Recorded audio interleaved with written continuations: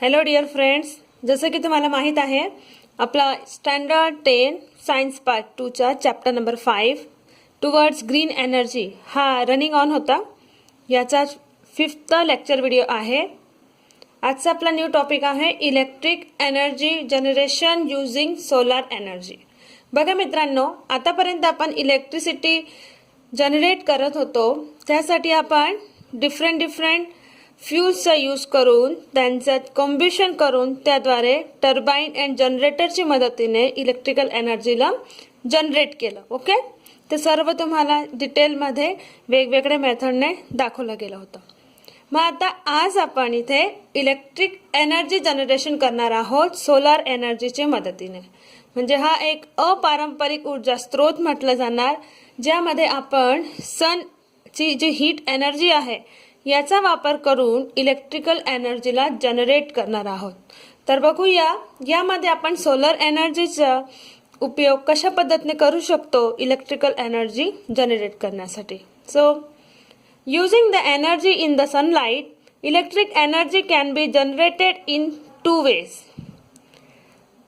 सनलाइटचा उपयोग करून आपण इलेक्ट्रिकल एनर्जी 2 पद्धतीने तयार करू शकतो. Number 1, in all the above methods of electricity generation we have studied, the electric generator is driven by using some source of energy and electricity is generated by making use of the principle of electromagnetic induction.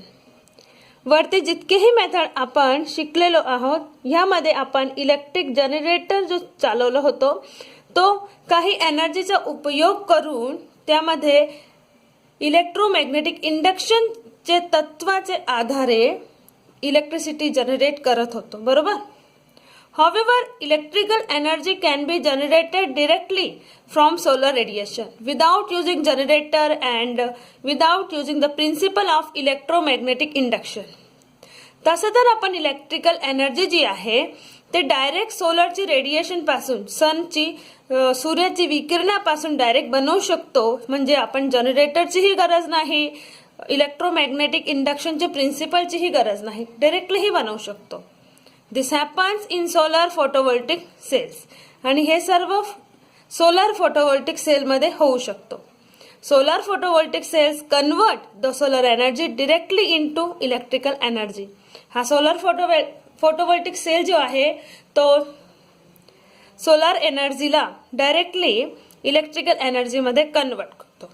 तर ही तर होती first method, ज्यामध्ये आपण electrical energy generate करू शकतो सनलाइटची मदतीने. Okay, then second method असणार आहे. In the second method the energy in solar radiation is converted into thermal energy first, then a turbine generator system is driven using that thermal energy to generate electricity. मग आता second method मध्ये आपण solar रेडिएशनची जी energy आहे त्याचा वापर करून आधी thermal energy मध्ये कन्वर्ट करतो सोलर एनर्जीला, आणि त्यानंतर ह्या थर्मल एनर्जीचा वापर आपण टर्बाइन जनरेटर ह्या सिस्टम मध्ये टर्बाइनला रोटेट करणे, मग जनरेटरच्या मदतीने इलेक्ट्रिकल एनर्जी जनरेट करण्यासाठी करतो. म्हणजे डायरेक्ट न करता 2 स्टेपमध्ये आहे. तर हे 2 मेथडवर आपण चर्चा केली. मग ह्यानंतर आपण 1 by 1 फर्स्ट तर सोलर फोटोव्होल्टिक सेल बघणार आणि त्यानंतर सेकंड मेथडला डिटेलमध्ये बघणार. ओके, सो फर्स्ट मेथड ज्याद्वारे आपण इलेक्ट्रिकल एनर्जी जनरेट करणार ती आहे solar photovoltaic cell. Solar photovoltaic cell converts the solar radiation energy directly into electrical energy. हा जो सोलर फोटोव्होल्टिक सेल असतो तो सोलर रेडिएशन एनर्जीला डायरेक्टली इलेक्ट्रिकल एनर्जीमध्ये कन्वर्ट करतो. ते मी आधीच सांगितलं होतं. And this is called solar photovoltaic effect. याला सोलर फोटोव्होल्टिक इफेक्ट असं म्हणतात. The electrical energy generated through this energy transformation process is DC in nature. यामध्ये जी इलेक्ट्रिसिटी जनरेट होते याचा नेचर डीसी टाईपचं असतं, म्हणजे हा करंट डायरेक्ट करंट आहे. This solar cells are made of a special type of material called semiconductor. Example silicon. Silicon जे एक सेमी कंडक्टर आहे, तुम्ही या जो आपलं मॉडर्न पिरियोडिक टेबल यामध्ये सिलिकॉन बघितलं असेल सेमी कंडक्टर म्हणून, म्हणजे मिश्र धातू म्हणून आहे, तर हा सेमी कंडक्टर म्हणून कार्य करतो. तर सिलिकॉन एक एक्झाम्पल आहे सेमी कंडक्टरचा. त्याने बनलेला एक सोलार सेल आहे स्पेशल टाईपचा. हा सोलार सेल जो आहे हा यूज केला जातो सिलिकॉनने बनलेला. A silicon solar cell of dimension 1 centimeter square generates current of about 30 milliampere. तर हे लक्षात ठेवा मित्रांनो की एक सिलिकॉन सेल जो आहे ज्याचा डायमेन्शन म्हणजे जो सेल आहे 1 सेंटीमीटर लांबी आणि 1 सेंटीमीटर रुंदीचा असा सेल आहे, तो 30 मिली एम्पियर इतका करंट जनरेट करतो. हा आकडा तुम्हाला लक्षात ठेवायचा आहे. And potential difference of about 0.5 volt. आणि तो सेल पोटेन्शियल डिफरन्स म्हटलं तर पोटेन्शियल डिफरन्स 0.5 वोल्टचा जनरेट करतो. Thus, a silicon solar cell of dimension 100 centimeter square will generate about 3 ampere. 3 ampere का होणार, तर छोटासा कॅल्क्युलेशन तुम्हाला इथे दिलेला आहे की जो 30 मिली एम्पियर पर सेंटीमीटर आहे, ठीक आहे. एक सेलचं काय आहे, 1 सेंटीमीटर स्क्वेअरचा डायमेन्शन वाला 30 मिली एम्पियर जनरेट करतो. आता असे 100 सेंटीमीटर स्क्वेअरने मल्टिप्लाय केला म्हणजे जर तो सेल 100 सेंटीमीटर स्क्वेअरचा असेल तर तो किती जनरेट करणार, तर बघा इथे सेंटीमीटर स्क्वेअर कट झाला. तसेच 30 मल्टिप्लाय 100 तो 3000 आणि milliampere as it is. आता लक्षात घ्या milliampere, 1 milliampere 1 ampere 1000 milli एम्पियरने बनतो, तर 3000 milliampere means 3 ampere. Okay, sir तो तिथे लिहिला आहे 3 एम्पियर. याचा अर्थ हा आहे की जो 100 एक सिलिकॉन सेल ज्याचे डायमेन्शन आहे 100 सेंटीमीटर स्क्वेअर तो 3 एम्पियर इतका करंट जनरेट करतो अँड 0.5 वोल्टचा पोटेन्शियल डिफरन्स जनरेट करतो. ठीक आहे. Remember that the potential difference available from a solar cell is independent of its area. इथे तुम्हाला 0.5 वोल्ट परत आला तरी आपला डायमेन्शन चेंज झाला होता ना, एरिया चेंज झालेला आहे, तरी सुद्धा पोटेन्शियल डिफरन्स 0.5 वोल्ट फक्त इतकाच दिला आहे, तो वाढला नाही. कारण की पोटेन्शियल डिफरन्स तो सोलार सेलचे जो एरिया आहे त्याच्यापासून इंडिपेंडेंट आहे. एरिया कितीही वाढला, सेल कितीही मोठा घेतला, पोटेन्शियल डिफरन्स फक्त 0.5 वोल्ट इतकाच असतो. ठीक आहे. तर इथे छोटासा एक हे दाखवलं आहे सिमेट्रिक डायग्राम की फ्लो चार्ट म्हणून की energy in sunlight photovoltaic effect then it converts into DC electric power. म्हणजे सनलाइटचे रेडिएशनचा जो एनर्जी आहे तो डीसी इलेक्ट्रिक पॉवर मध्ये जनरेट होते, तो फोटोवोल्टिक इफेक्टच्या द्वारे. If two solar cells are connected in series as shown in figure 5.23. The potential difference obtained from this combination is addition of the potential differences of individual solar cells. जर आपण 2 cells घेतले आणि ते cell series मध्ये attach केलं, series म्हणजे माहिती तुम्हाला जसं आपण रेजिस्टर्सला जोडलं होतं series 1 end to other end, एकचे एंडला दुसऱ्याच्या एंडशी जोडायचं म्हणजे सिरीज अरेंजमेंट. साईडला दिलंय 5.23 मध्ये अशा पद्धतीने सिरीज अरेंजमेंट असतो सेल्सचा. जर आपण सिरीज अरेंजमेंट मध्ये कनेक्ट केलं तर जो करंट आहे तो तर सेम असतो, म्हणजे जो करंट सेल 1 मध्ये आहे तोच करंट दुसऱ्यामध्ये पण आहे. बट जो पोटेन्शियल डिफरन्स आहे तो कॉम्बिनेशन असणार आहे potential differences of individual solar cell. जर फर्स्ट सेलमध्ये V1 आहे, सेकंड सेलमध्ये V2 पोटेन्शियल डिफरन्स असेल तर टोटल जो असेल तो त्यांचं ॲडिशन इतका असणार. However, the current generated from this generation is equal to the current from the individual cell. Current जर म्हटलं तर करंट तो सेम असणार आहे, एकच करंट पूर्ण सेल्स मध्ये फ्लो होणार. हे केव्हा होतो, जेव्हा सिरीज अरेंजमेंट आहे. लक्षात घ्या, series arrangement of solar cell the voltage will add, जो टोटल वोल्ट असेल तो ऍड होणार, बट करंट सेम असणार आहे, जो सेम करंट दोघी सेल्स मध्ये फ्लो होणार. It means that when solar cells are connected in series, current from the individual cells are not added. Current कधी add होत नाही सिरीज अरेंजमेंट मध्ये. Similarly, as shown in figure 5.24. आता 5.24 figure बघायचा आहे. त्याच्यात दोघी सेलचा पॅरलल अरेंजमेंट आहे. लिहिलं आहे if two solar cells are connected in parallel, the current generated from this combination is the summation of the currents from an individual solar cell. की जर आपण दोघी सोलार सेलला पॅरलर अरेंजमेंट केलं, पॅरलर म्हणजे दोघांचे एककडचे टोक आणि दुसरीकडचे टोक आपसात जोडले, ठीक आहे, तर ह्याला आपण पॅरलर अरेंजमेंट म्हणत होतो. रेजिस्टरचा सुद्धा आपण असंच केलं होतं वर खाली. तर हे जर पॅरलर अरेंजमेंट असेल तर जो करंट आहे तो मात्र समेशन होणार. करंट समेशन मीन्स बेरीज, ॲडिशन. जो कॉम्बिनेशनचा करंट आहे तो इंडिव्हिज्युअल सोलार सेलचे समेशन एवढा, त्यांची बेरज एवढा असणार. बेरज एवढा म्हणजे बेरीज I बरोबर I plus I1 plus I2 हे लिहिलं आहे. समेशन मीन्स जो I आहे टोटल करंटमध्ये फ्लो करणारा करंट I असेल तर I ची व्हॅल्यू असणार I1 plus I2. I1 first सेलचा करंट, I2 सेकंड सेलचा करंट, ठीक. हॉवेवर बघा इथे however the potential difference obtain from this combination is the same as the potential difference obtain from individual cell. जो potential difference असणार तो individual सेलमध्ये potential difference जो आहे त्याचा इक्वल असणार.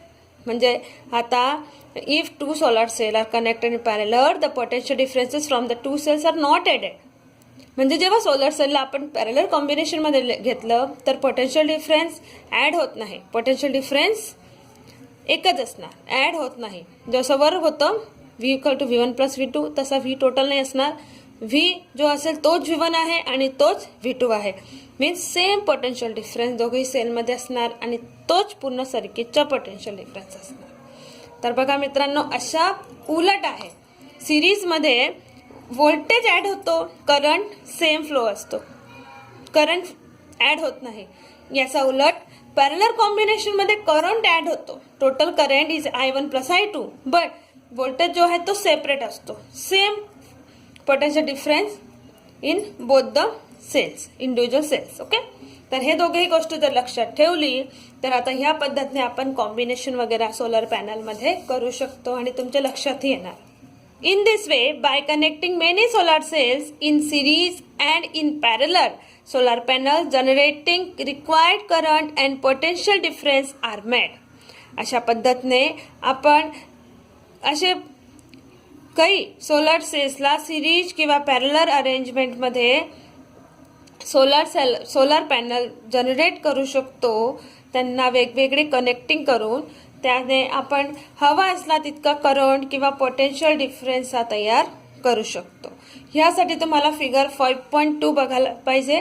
ह्यामध्ये बघा आपण इथे कशा पद्धतीने सोलर सेलला जोडलेले बघत आहोत. बघा हे सर्व सिरीज अरेंजमेंट आहे है ना, एंड टू एंड जोडलेले. हे पण इथे अशा पद्धतीने हे जे आहे सिरीज अरेंजमेंट आहे. आणि यांना मग पॅरलर अरेंजमेंट करून वर खाली बघा हे पूरा एक सिरीज अरेंजमेंट आणि हा पूरा एक कॉम्बिनेशन, एक पूरा सिरीज पॅरलर अरेंजमेंट. अशा पद्धतीने हवं असलं तितका करंट किंवा पोटेन्शियल डिफरन्स तयार करण्यासाठी आपण इथे 36 सोलर सेल्सला कसं जोडलेलं आहे एक सोलर पॅनलमध्ये हे आपण बघू शकतो. If 36 solar cells, each of size 100 cm², are connected in series in a solar panel. चल एक सोलर पॅनलमध्ये असं 36 सोलार सेल ज्याच्यामध्ये प्रत्येकाचा साईज 100 cm² आहे असं सिरीजमध्ये जोडले तर it will give potential difference of 18 volt.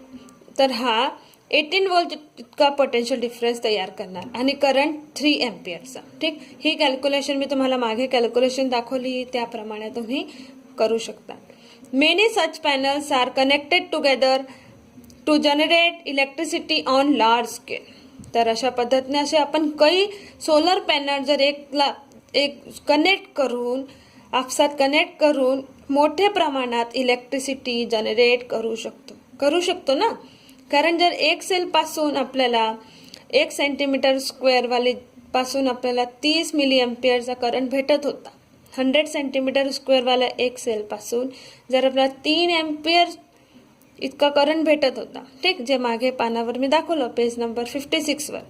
तर अशा पद्धतीने जर आपण 36 सोलर पॅनल 36 सेल एका सोलर पॅनलमध्ये लावून 18 व्होल्ट इतका पोटेन्शियल डिफरन्स मिळवू शकतो, तर या ठिकाणी जर असे किती सोलर पॅनलला आपण आपसात कनेक्ट करून मोठ्या प्रमाणात इलेक्ट्रिसिटी जनरेट करू शकतो, यात काही डाऊट नसणार. ठीक. A good solar cell can have an efficiency of around 15%. एक चांगला सोलर सेल असेल त्यामध्ये 15% इतकी क्षमता असते. 15%. याचा अर्थ असा की जर solar panel receives power of 100 watt of solar radiation, जर 100 वॉटचं सोलर रेडिएशन तो इथे टॅप करत असेल तर ह्यापैकी 15 वॉट इतकी इलेक्ट्रिसिटी जनरेट करणार. 15 वॉट इतका पॉवर त्यामध्ये असेल, इलेक्ट्रिकल पॉवर. लक्षात येतोय? 15% म्हणजे 100 पैकी 15 वॉट इतका त्याच्यामध्ये एफिशियन्सी असेल. तर असे मेनी सोलर पॅनल आपल्याला यूज करावा लागेल, म्हणजे आपल्याला हवे इतक्या प्रमाणात इलेक्ट्रिकल एनर्जी भेटणार. Many solar panels are connected in series and in parallel to generate required current and potential difference. आपल्याला असे बरेच सोलर पॅनल एकला एक जोडून सिरीजमध्ये किंवा पॅरलरमध्ये हवा इतका करंट किंवा पोटेन्शियल डिफरन्स तयार करता येतो. As shown in figure 5.26. 5.26 फिगरमध्ये बघा, solar cell is the basic unit in solar electric plant. Solar cell ही एक बेसिक युनिट आहे पुरे सोलार प्लांटमध्ये. कारण जो सोलार प्लांट आहे तो मेन म्हणजे त्याची बेसिक युनिट सोलार सेल आहे. कारण बरेच संख्यामध्ये सोलार सेलला एकला एक जोडून आपण पूर्ण सोलार सेल बनवतो. Many solar panels collected in series from a solar string. एक सोलार स्ट्रिंग असते, एक दोरी असते सोलार सेलची, त्यामध्ये असे बरेच सोलार पॅनल तयार करून जोडले जातात. And many string connected in parallel. असे स्ट्रिंग एकमेकाला पॅरलर जोडलेले असतात. तुम्हाला सिरीज आणि पॅरलर दोघी माहिती आहे, बाजूला फिगरमध्ये तुम्ही बघत आहात. फ्रॉम अ सोलर अरे as we can obtain as much electrical power as needed. They are used in application which need marginal power, that is calculators that run on solar energy to power station of megawatt capacity. जसं आपल्याला असे बरे मोठी मात्रामध्ये electrical power आपल्याला हवा असला तितका भेटतो, तर ते यूज होतात वेगवेगळे ॲप्लिकेशन्समध्ये. जसं मार्जिनल पॉवर म्हटलं, जसं कॅल्क्युलेटर आहे, कॅल्क्युलेटर सुद्धा सोलर एनर्जीवर तो रन करतो. हे तो खूप मार्जिनल आहे, अगदी छोटासा एक युनिट आहे जो सोलर एनर्जीचा वापर करतो. पण आपल्याला मोठे मात्रामध्ये इलेक्ट्रिकल एनर्जी मेगावॉटमध्ये हे पॉवर स्टेशनमध्ये बनवली जाऊ शकते. ठीक आहे. तर अशा पद्धतीने आपल्याला हा फिगर समजून घ्यायला पाहिजे इथे की मॉड्यूल म्हणजे आणि अरे म्हणजे काय होतो. ठीक. तर हे आता बघा, फर्स्ट ऑफ ऑल यात एक फोटोवोल्टिक सेल असेल. अशा पद्धतीने हे सर्व सेल 1 2 3 4 4 सेल, हे सर्व 1 by 1 9 टाइम्स म्हणजे 4 9 जा 36 सेल्स हे असे सिरीज अरेंजमेंटमध्ये तुम्ही बघत आहात. अशा पद्धतीने सिरीज अरेंजमेंट हे आहे series arrangement. End to end जोडलेले आहे बघा, very simple, end to end जोडलेले. तर हे पूर्ण सिरीज अरेंजमेंट झालं ना. 9 4 जा 36 सेल्स याच्यात आहे. याला म्हणतात मॉड्यूल. मॉड्यूलमध्ये जो सेल्स आहे तो सिरीज अरेंजमेंटमध्ये असतात. तर हे एक पूर्ण पॅक झाला, याला म्हणतात मॉड्यूल. तर एक मॉड्यूलमध्ये किती सेल्स आहे? 36 सोलार सेल्स आहे एका मॉड्यूलमध्ये. असे 4 मॉड्यूल्स तुम्ही बघत आहात. हे सर्व मॉड्यूल्स जे आहे, ह्या एक मॉड्यूल असे मॉड्यूल्स 4 मॉड्यूल्स आहे, ते एकमेकला सिरीजमध्ये अटॅच आहे. बघा, फर्स्ट मॉड्यूल सिरीज अरेंजमेंट बघा, सेकंड, थर्ड आणि थर्ड आता जोडलेला आहे 4शी. हे 4 मॉड्यूल्स इथे अटॅच आहे एकमेकशी सिरीज अरेंजमेंटमध्ये. याला म्हणतात string. String means combination of modules in series means string. हा स्ट्रिंग आता हे 4 स्ट्रिंग आहे बघा, 4 मॉड्यूलचा एक स्ट्रिंग म्हटला जातो. आणि असे स्ट्रिंग जेव्हा आपण दिस वन स्ट्रिंग आणि दिस सेकंड स्ट्रिंग, हे स्ट्रिंग जेव्हा एकमेकला पॅरलरमध्ये अरेंज असतात, पॅरलरमध्ये बघा याला म्हणतात array. Array means string in parallel. This one string and this second string and these are attach in parallel. बघा हे पॅरलर अरेंजमेंट आहे, डायरेक्ट इनवर्डच्या अशा पद्धतीने जोडलेलं जेव्हा म्हणतात आपण पॅरलर अरेंजमेंट आहे. हे असतो सोलर सेल टू सोलर अरे. सोलर सेल पासून सोलर अरे तयार करण्याचे मेथड. फर्स्ट यात असतो सेल. 36 सेल्स मिळून एक मॉड्यूल तयार करतात. असे 4 मॉड्यूल मिळून एक स्ट्रिंग तयार होतो आणि हे 2 स्ट्रिंग इथे दाखवले आहे पॅरलर अरेंजमेंटमध्ये, ज्याला आपण अरे म्हणणार. लक्षात येतोय? तर अशा हा एक सोलार प्लांट असतो. सोलार प्लांटमध्ये अशा पद्धतीने असे मेनी सेल्स कनेक्ट असतात in series and parallel arrangement. The power available from the solar cells is DC. Power तर डीसी असणार आहे, हे आपण सांगितलंच आहे आधी. So in application which need DC power, example electric lights based on light emitting diode, the energy can be directly used. However, since the energy from solar cell is available only in presence of sunlight, the energy has to stored in batteries for use at later time. जो power आहे तो DC टाईपची असणार आहे, म्हणून ज्या ठिकाणी आपल्याला डीसी म्हणजे डायरेक्ट करंटची गरज असते, डीसी पॉवरची गरज असते, जसं लाईट इमिटिंग डायोड्स म्हटलं गेले, एलईडी जे आपण म्हणतो, इलेक्ट्रिक बल्ब जे असतात, the energy can be directly use. त्या ठिकाणी इथे जर आपण एलईडी लावले तर डायरेक्ट सनलाईटचा उपयोग करून एलईडी इथे जळवू शकतो. However since the energy from solar is available in presence of sunlight, कारण ही एनर्जी तर फक्त सनलाईटचा अवेलेबल असल्यावरच होते, म्हणजे दिवसाच उपयोग होऊ शकतो. बट ही एनर्जीद्वारे आपण इलेक्ट्रिकल एनर्जीला एका बॅटरीमध्ये स्टोअर करून ठेवू शकतो नंतर उपयोगासाठी. हे पण तुम्हाला माहीत आहे, सोलर सेल्स असतात जे दुसरे वेगवेगळे इक्विपमेंटमध्ये आपण गॅजेट्समध्ये यूज करतो आणि सोलरचे उपकरण चालवतो. ठीक आहे. However, most of the equipment in domestic as well as industrial use run on AC power. तसे तर असे बरेच साधन आहे ज्यामध्ये घरगुती असो किंवा औद्योगिक क्षेत्रात असो त्याच्यामध्ये एसी पॉवर लागतो, डीसी लागत नाही. इन सच केस अशा ठिकाणी मग the DC solar power must be converted to AC power using electric device called inverter. तर त्या ठिकाणी आपण डीसीला एसी मध्ये कन्वर्टही करू शकतो इन्व्हर्टरचा उपयोग करून. इन्व्हर्टर हा डिव्हाइस आहे आपल्याकडे, ज्याची मदतीने आपण जो डीसी पॉवर आहे आपल्याकडे सोलर एनर्जीचा वापर करून जे आपण डीसी तयार करतो त्याला एसी मध्ये कन्वर्ट करून मग अदर इक्विपमेंट मध्ये यूज करू शकतो. बघा इथे लिहिलं आहे की जो सोलर सेल आहे, सोलर सेल पासून बॅटरी बनते. ही बॅटरी पासून आपण इन्व्हर्टरची मदतीने electric equipment working on AC power. अशा ठिकाणी जिथे एसी पॉवरची गरज असते तिथे सुद्धा आपण इन्व्हर्टरच्या मदतीने डीसीला एसी मध्ये कन्वर्ट करू शकतो. यालाच म्हणतात conversion of energy generator by cells to AC from using inverter. Okay, तर हे तुमच्या लक्षात आलं असेल मित्रांनो. आतापर्यंत काही विशेष नव्हतं, आता इतकंही समजलं तर पुढे अजून बघून घ्या की जो semantic of solar photovoltaic station आहे त्या ठिकाणी सोलार पॅनल कशा पद्धतीने जोडले जातात. तर बघा इथे तुम्हाला हे असे सोलर पॅनल दिसत असतील. हे सोलर पॅनल, ठीक, सोलर पॅनल. सगळ्यात फर्स्ट जो एनर्जी फ्रॉम लाईट हे इथे टॅप केला जातो सोलर पॅनलद्वारे. असा सोलर अरे फिट असतो जिथे सोलर पॅनल्स फिटिंग केली जाते घरगुती वापरासाठी, इंडस्ट्रियल युजेससाठी. आजकाल लोक सोलर पॅक बसवतात आपल्या घरी. त्यांच्या घरी लाईट बिल येत नाही कारण ते घरचे युनिट तयार करतात, घरची इलेक्ट्रिसिटी तयार करतात आणि आपले वेगवेगळे इक्विपमेंटमध्ये त्या डीसी पॉवरचा उपयोग करतात. ठीक आहे, तर हे जे आहे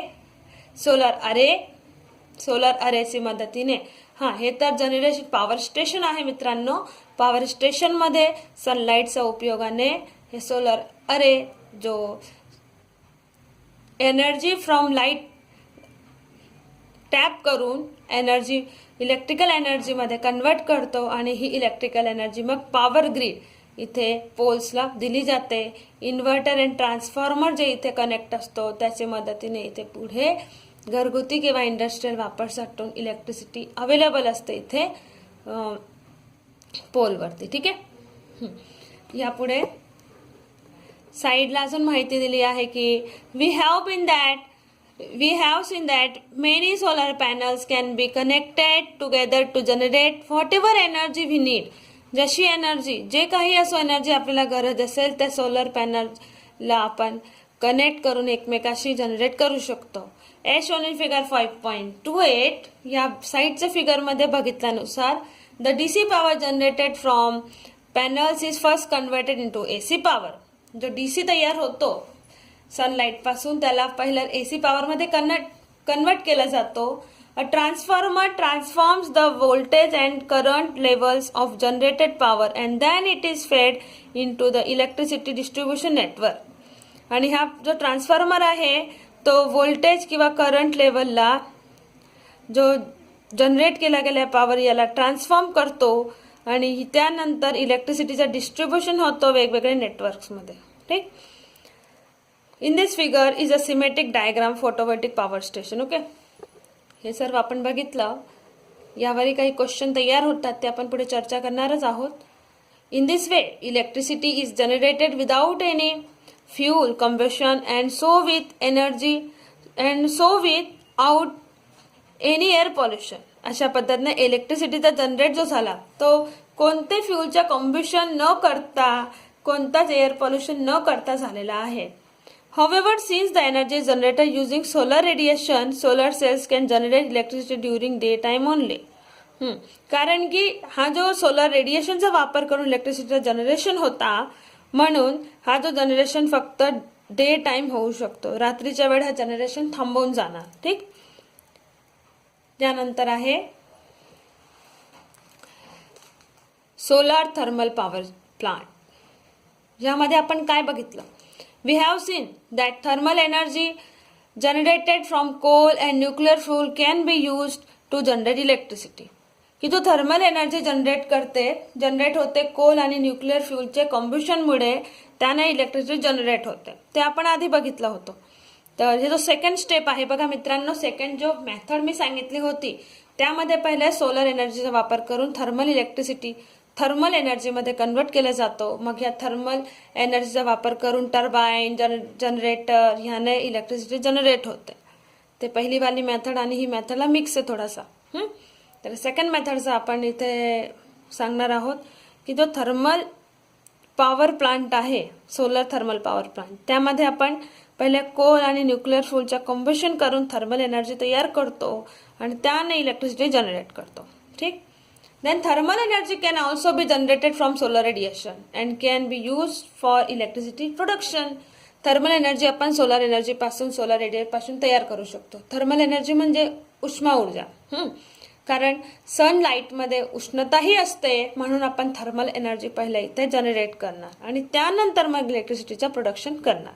यात सुद्धा डिफरंट स्टेजेस आहे, वेगवेगळे टप्पे आहे. फर्स्ट असेल कॉन्सन्ट्रेटर फॉर कलेक्टिंग सनलाइटला कलेक्ट करण्यासाठी आपण कॉन्सन्ट्रेटर यूज करू शकतो. आता एक प्रश्न आहे की कॉन्सन्ट्रेटर म्हणजे काय, तर त्यासाठी आपण काही असे कर्व्ड जे आहे मिरर यूज करू शकतो. कॉन्वेक्स कॉन्केव लेन्स यूज केला जातो जनरली. कॉन्केव मिररच्या मदतीने इथे कॉन्टॅक्टर म्हणून यूज करून जास्तीत जास्त मात्रामध्ये सनलाइटला इथे कॉन्सन्ट्रेट केला जातो. त्यानंतर ॲब्झॉर्वर फॉर ॲब्झॉर्विंग द कॉन्सन्ट्रेटेड सनलाइट, त्याला ॲब्झॉर्व करण्यासाठी ॲब्झॉर्वर असतो. देन स्टीम टर्बाईन, आता थर्मल एनर्जी तयार झाली की मग स्टीम टर्बाईनला फिरवला जातो. तो इलेक्ट्रिक जनरेटरला अटॅच असल्यामुळे इलेक्ट्रिक जनरेटर जो इलेक्ट्रोमॅग्नेटिक इंडक्शनवर प्रिन्सिपलवर आधारित असतो तो इथे इलेक्ट्रिक एनर्जीला जनरेट करतो. हे different as shown in figure 5.30. हा फिगर बघा आता 5.30. मेनी रिफ्लेक्टर, हा इथे मित्रांनो 5.29 दिलेला आहे. ॲक्च्युली हा 5.30 आहे. या फिगरनुसार many reflectors reflect and concentrate solar radiation on absorber. असे कितीही रिफ्लेक्टर रिफ्लेक्ट करतात आणि कॉन्ट्रॅक्ट करतात सोलर रेडिएशनला आणि ॲब्झॉर्वरवर कॉन्ट्रॅक्ट करतात. ॲब्झॉर्वर कॉन्ट्रॅक्ट केल्याने तो ॲब्झॉर्वर जो आहे तो सनलाईटला ॲब्झॉर्व करतो. There solar energy is converted into heat energy. जास्तीत जास्त ऊन जे आहे, सनलाईटची हीट जी आहे ते ॲब्झॉर्व केल्यामुळे इथे हीट एनर्जीमध्ये कन्वर्ट होतो. And using this heat energy steam is generated to drive the turbine and generator. आणि या हीटचे ॲब्झॉर्प्शनमुळे स्टीम तयार होते आणि ही स्टीम टर्बाईनला ड्राईव्ह करण्यासाठी, टर्बाईन मीन्स जनरेटरला ड्राईव्ह करण्यासाठी उपयोगात घेतली जाते. बघा इथे रिफ्लेक्टर दाखवला आहे साईडला. रिफ्लेक्टर असा असतो, मी तुम्हाला सांगितलं होतं कॉन्केव टाईपचा एक कन्स्ट्रक्शन असं कॉन्केव टाईपचा असा मध्ये खोल. हे सनलाईटला इथे ॲब्झॉर्व केला जातो. फ्लो ऑफ हॉट वॉटर, इथे हॉट वॉटर आहे ज्याच्यामध्ये हीट ॲब्झॉर्व केल्यामुळे इथे स्टीम तयार होते आणि स्टीम जी आहे इथे पुढे इथे टर्बाईन आणि तसेच जनरेटरचा अरेंजमेंट असेल. ठीक. आणि हे आहे सोलार पॅनल. सोलार पॅनलमध्ये हे सोलार सेल्स असेल, फोटोव्होल्टिक सेल्स. त्यानंतर इथे solar panel actually photovoltaic sale नसेल कारण हे फर्स्ट मेथडमध्ये होतं. आता आपण हे सेकंड मेथड बघत आहोत. सोलार पॅनलमध्ये अशी संरचना असेल आणि इथे जो स्टीम आहे, हे जो पाण्याची स्टीम आहे तो गरम स्टीम हे टर्बाईन जनरेटर या सिस्टमने मग इथे पॉवर ग्रीड, इथे बघा हे इलेक्ट्रिकल एनर्जी तयार होऊन पॉवर ग्रीडला पुरवली जाते आणि वेगवेगळे नेटवर्कमध्ये इथे ट्रान्सफॉर्म केली जाते. ठीक. तसंच पद्धतीने इथे जे पाणी थंड झालेलं आहे तर पाणी परत इथे कुलिंग टॉवरमध्ये इथे पाणीची वाफ निघण्याची इथे सोय असते. हे कंडेन्सर आहे. थंड पाणी झालं की परत त्याची वाफ निघते, गरम पाण्याची वाफ बाहेर निघते. ठीक. तर हा असा symmetric of solar thermal power plant आहे. ते तुमच्या लक्षात आलं असेल आय होप. तर यानंतर एक छोटासा गोष्ट आहे की डू यू नो, इथे काही 1 मार्कासाठी येऊ शकतो म्हणून आपण यावर चर्चा करूया. Energy sources use for electrical power generation in the world. आपल्या संपूर्ण जगभरमध्ये एनर्जीचा सोर्स आहे जो इलेक्ट्रिकल पॉवर जनरेशनमध्ये यूज केले जातात. म्हणजे कुठून आपण एनर्जीचे सोर्स आहे जिथून आपण इलेक्ट्रिकल एनर्जी तयार करू शकतो. बघा सोर्स आहे कोल. फर्स्ट ऑफ ऑल आपण कोलला जाळवून जो आहे हीट एनर्जी तयार केली होती. ठीक. त्यानंतर नॅचरल गॅस, हायड्रोइलेक्ट्रिक, मग आहे हायड्रोइलेक्ट्रिक म्हणजे वॉटरचे यूज केलं होतं आपण डॅममध्ये पाणीला साठवून. नंबर 4 न्यूक्लिअर एनर्जी, हे पण बघितलं. पेट्रोलियम आहे. Then renewable sources, wind, solar, हे पण आपण बघितलं. विंड एक रिन्युएबल सोर्स आहे, सोलार रिन्युएबल सोर्स आहे, ते कधी संपणार नाही म्हणून, पण हे सगळे अपरंपरागत आहे म्हणून रिन्युएबल म्हटलं जातात. तर आणि इनएक्झॉस्टेबल सुद्धा आहे, ते कधी संपणार नाही. विंड अँड सोलर असे काही सोर्स आहे जे. तर हे असं डिफरंट सोर्स होते. ठीक. त्यांचा वर्ल्डमध्ये किती टक्क्याने वापर होतो. कोलचा 41% वापर होतो. सगळ्यात जास्त आपण कोलवर डिपेंड आहोत. Natural gas 22%, हायड्रोइलेक्ट्रिक 16%, nuclear energy 11%, petroleum only 4% and renewable source wind and solar हे फक्त 6% डिपेंड आहोत. तरी हे कधी संपणार नाही, पण यांचा वापर फक्त अजून आपण 6% करत आहोत कारण हे अपरंपरागत आहे. आतापर्यंत आपण यांचा वापर इतकं केलेला नाही. हे काही नवीन साधन संपत्तीमध्येच येतो. आता इंडियाच्या संदर्भात बघितलं तर इंडियाच्या संदर्भात मध्ये 60% आपण कोलवर डिपेंड आहोत. बघा मित्रांनो, 60% आपण कोलवर डिपेंड आहोत. जर आपण ही dependency renewable source wind and सोलरच्या संदर्भात बघितलं, जर आपण हे वाढवली तर आपल्याकडे कोल हे जास्तीत जास्त वाचू शकतो आणि इलेक्ट्रिसिटीचा जनरेशन आहे तो स्वस्त होऊ शकतो जर आपण विंड अँड सोलर सोर्सचा वापर केला. कारण कोल हे महाग पण आहे आणि एक दिवसात ते संपून जाणार आहे. याचे अवेलेबल असेल पुढचे जनरेशनसाठी, त्यासाठी आपण कोलचा वापर कमी केला पाहिजे. नॅचरल गॅसवर फक्त 8%, हायड्रोइलेक्ट्रिकवर 14%, न्यूक्लिअर एनर्जी ओनली 2%. ठीक आहे, रिस्की आहे म्हणून. Petroleum only 0.3%, renewable source only 15.7%. तर असं 100 पैकी इतके पर्सेंट आपलं असं डिस्ट्रीब्युशन आहे. तर मित्रांनो, यावरून तुम्हाला समजलं असेल काही असे अप्लायमेटिक क्वेश्चन येऊ शकतात. जे काही आहे सुद्धा तुमच्या नोट्समध्ये. तर आय होप आपला हा जो चॅप्टर इथे संपलेला आहे तुमच्या लक्षात आलं असेल. आपण बऱ्याच पॉईंट्स इथे डिटेलमध्ये बघितलेले आहोत की सिमेटिक वगैरे सुद्धा बघितले, सोलर थर्मल पॉवर प्लांट वगैरे हे सर्व आपण डिटेलमध्ये बघितलं. आय होप तुमचे सर्व लक्षात आलं असेल आणि जो एक्सरसाइज आहे तुम्ही हे सुद्धा चांगल्यापणे सोडवू शकता. व्हिडिओ आवडला असेल तर नक्की लाईक करा आणि आपल्या मित्रांना शेअर करा. Thanks for watching.